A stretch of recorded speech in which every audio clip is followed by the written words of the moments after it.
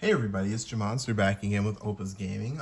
This time I'm here with our first One Piece deck profile. Currently in the One Piece TCG realm, we are in the deck limited battle format, which means that we only have access to 4 starter decks and 1 promo pack. So we don't have a very wide variety of cards that we can switch our decks up and really make a lot of variety in. But we do at least have cards with the super pre-release stamp on them, so that's really exciting. We have the full release for the game in December. But for now, I'm planning to get you guys this Eustass Captain Kid deck, which is a green deck, as well as our purple Kaido deck. So if you guys are liking this One Piece content, just go ahead and comment down below and I'll just continue to bring it to you guys. But don't forget to like and subscribe as well. But I'm really excited to show you guys. We have some competitive events coming up in November, so I think it's a really good time to get these deck profiles out, and I really want to kind of see in the future, circle back to them and kind of see how I feel about my first deck profile for this game. So let's get started with Eustass Captain Kid. His ability is Activate Made once per turn. For 3 Dawn, you can trash 1 card in your hand to set him as active. So essentially, he's your late game big swinger. He's going to really put in a lot of work in the mid game as well if you have the resources to do so. But I really love using him as my finisher for the end game. He can swing like 12k 2 times, which is a lot for your opponent to deal with, no matter what their board is. So that's gonna be our leader. Let's get into these 1-drops. We have 4 of the Jewelry Bonnie, which is a very important piece, as well as 4 of the Capone Gang Bish. Jewelry Bonnie's effect is for 1 Dawn, you rest a Dawn and you rest her. You look at your top 5 and you pick up a Supernova card. So she's going to be a searcher, which is a really big part of the deck. It gives you a lot of resources and you want to protect her for that reason. Going into the mid game and the late game especially, getting additional resources to defend against your opponent while you're putting up a really good offensive front is a really good way to play out this deck I've seen. So as well as Capone Gang Bej, he's just going to be a 1-drop blocker. He's there to protect your resources and force your opponent to invest a little bit into their board in order to get him off the board, essentially. So he's going to be a little bit of a problem for your opponent to deal with. So that's going to be our 1-drops here. Let's get into the 2-drops next. We have Scratch Mana Poe and 2 Heat. Heat really and truly is just in here as a 2-drop to help clear additional bodies. 4k is a decent amount of power to be at, and it can do a little bit of damage. She has a 1k counter, so it's really easy to use it in the battle, or use it on your opponent's turn during their battle to counter out of stuff. So when you can't summon it, but when you're going second on turn 2, if you need to put a body on board, so let's say you're playing the mirror match and you really want to make sure that you're clearing your opponent's first turn Bonnie or something like that, really great card for that use as well. And then we have Scratch Mana Poe. He's a counter 2000. A lot of people are akinning this to the super combos in Dragon Ball Super. I don't see it as quite as powerful as that, but it is a really useful tool to use. So when you have the 2k counters, it's really easy to kind of force your opponent to burn through their resources on their turn, because when they're counting the cards in your hand, it's hard for them to tell exactly how many of them count as 2 cards for the counter step. So you can really control the board, or control what your opponent can and can't do using cards like this. But the other thing I love about this card is his Dawn ×1. So when you attach 1 Dawn onto him, when you're attacking with him, you can rest one of your opponent's Dawn cards. That's really good in the blue matchup, which is an extremely uphill battle for this deck. So the way you use that is when you're attacking your opponent, you rest one of your opponent's Dawns to put them out of the curve of using those 2-drop counter skills to bounce some of your cards. So that's a really good way to start your turn off. It forces them to either leave 3 Dawns standing or an additional Dawn, which makes it so they can't be as offensive into you, which is in general a good way to play that matchup. Or it forces them to not be able to answer your board, and then you can just get your value on your cards early, which is hard to do against the blue, which is what I've realized. So that's going to be our 2-drops. Then we're going to get into some of my favorite slots in the deck. Eustass Captain Kid, 3 of the Killer, and 3 of the Veto. Veto is the easiest. He is a 5k battle character card. He is a Firefang pirate, so he's not easy to search at all, but he's really useful. If you can't find a use for putting him onto the field, he's great because you can just sit in your hand as a 1k counter. 5k is really nice because it's better than Heat, in the sense that it's not as easy for your opponent to just swing back into him without investing resources.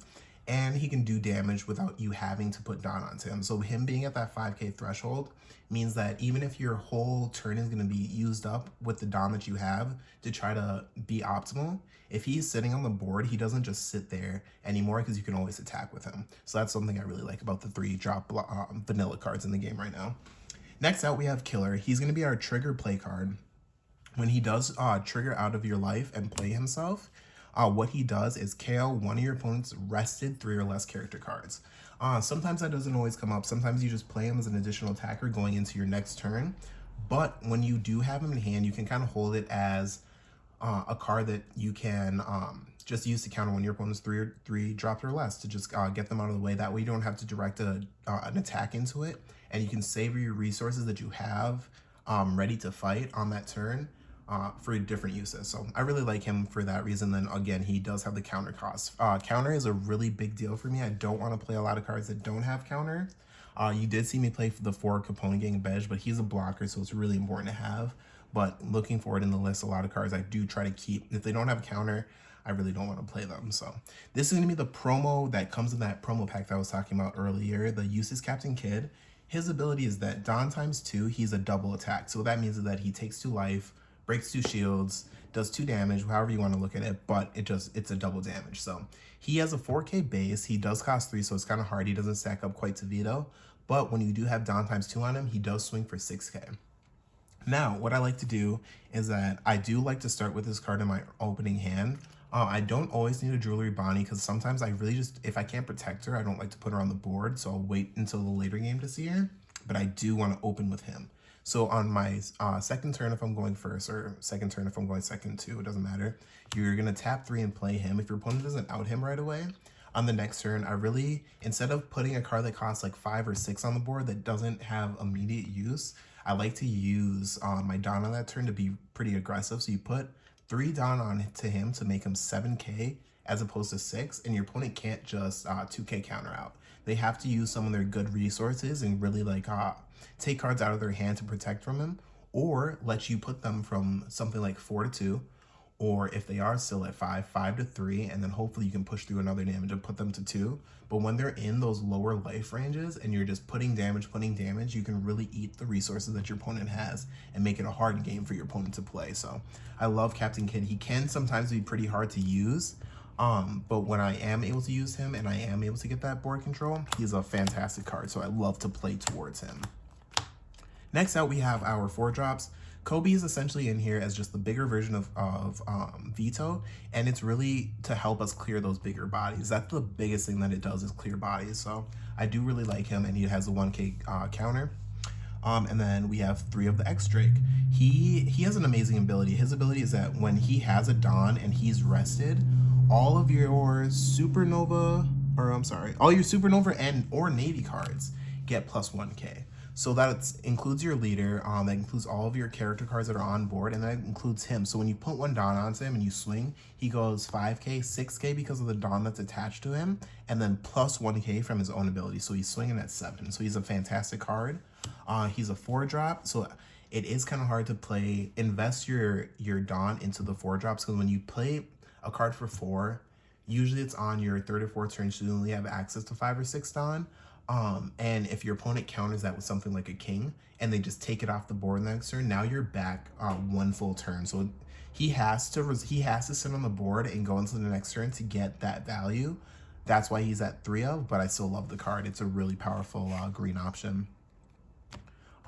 Moving forward, we have 3 Trafalgar Law and 3 Basil Hawkins. These 2 actually work together in a really cool combo, but we'll start off with the Trafalgar Law. He's in here. He's a really useful card. He actually combos also very nicely with the card I was just talking about, the Eustass Captain Kidd.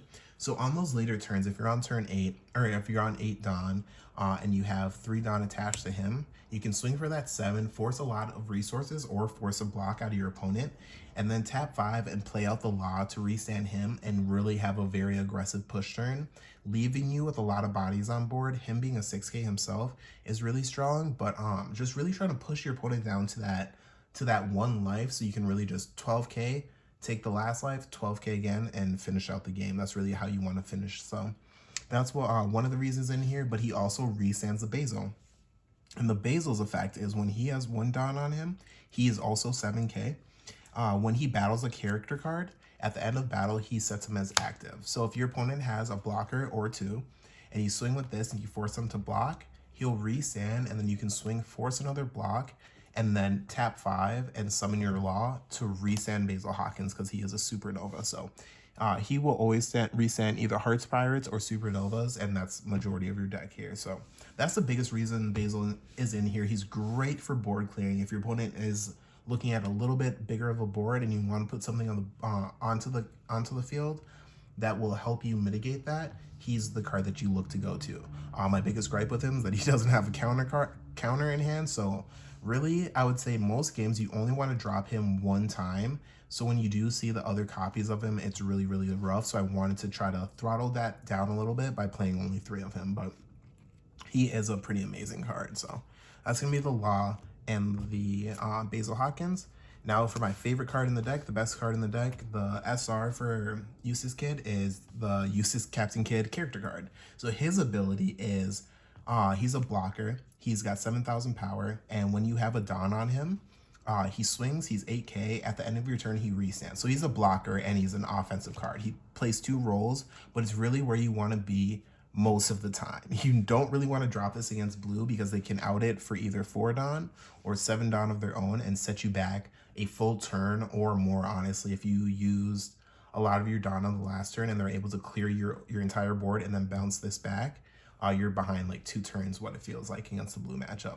But against everything else, I love this card. It's my go-to. I really, in the late game, I really like to drop him once.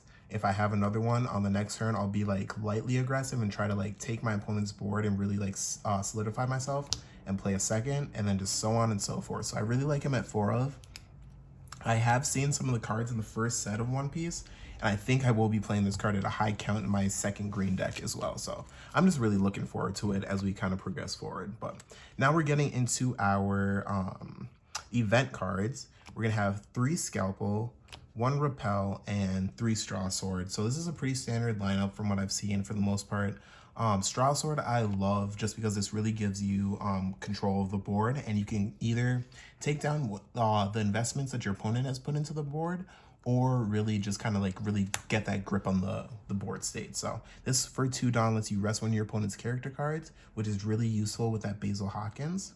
And then these guys are just here for defense. So Repel is a 2 cost. This is really good against the purple Kaido deck because you can block with the 7 drop Captain Kid and counter with this when you're blocking their 10 drop Kaido, and he goes up to 11, 10 drop Kaido swinging at 10. So you live and keep your Captain Kid, and you just blocked one of the biggest swings that your opponent's gonna have for the game.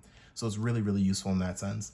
But sometimes it can be pretty hard to find other times where you don't want to use your Dawn to commit to an offensive phase. So sometimes these get used as discard fodder for your leader. But I think this card is really, really cool, Scalpel. I like this card. I have it at a 3 of right now. I like to have multiple of it in hand because just for 1 Dawn, you can counter 2,000 multiple times for every one of these. So what they do is for 1 Dawn, they set one of your Dawn as active, and then you can counter 2,000. So really, really useful. It protects your leader, protects your characters, and it's just like that kind of super counter that people have been counting, the Scratchman of Poe, how he's really useful to kind of protect your small stuff. This card kind of does the same. So you do want to be pretty defensive against certain decks, but this slot feels like it can kind of be a flex spot. We'll see how things go when we get to December and One Piece 01 releases and everything, but that's going to wrap up the deck profile. If you guys really enjoyed it and you guys made it this far, leave a like, a comment, and let me know what you guys think of the deck. Is there anything that you guys would change? Do you guys like the different 2 drops that people have been playing? I've noticed a lot of people enjoy the Euros. One thing I don't like about it is that it forces you to commit to the board, and sometimes that's not great when you want to have cards in hand to counter. I know that the game gets very thin and very bare going into the late game, but when I was building this, I didn't want to commit to that kind of playstyle where I had to constantly be putting cards on the board. The cards that I put on the board, I really want them to be powerful, I really want them to stick, and I really want to do damage without necessarily needing to commit Dawn and waiting a turn to swing. So that's where we're at with this green deck profile. If you guys like this one, just let me know, and I'm definitely planning to bring you guys my Kaido list next. So This is going to be Jamonster with Digi Opas, and I'll see you guys next time.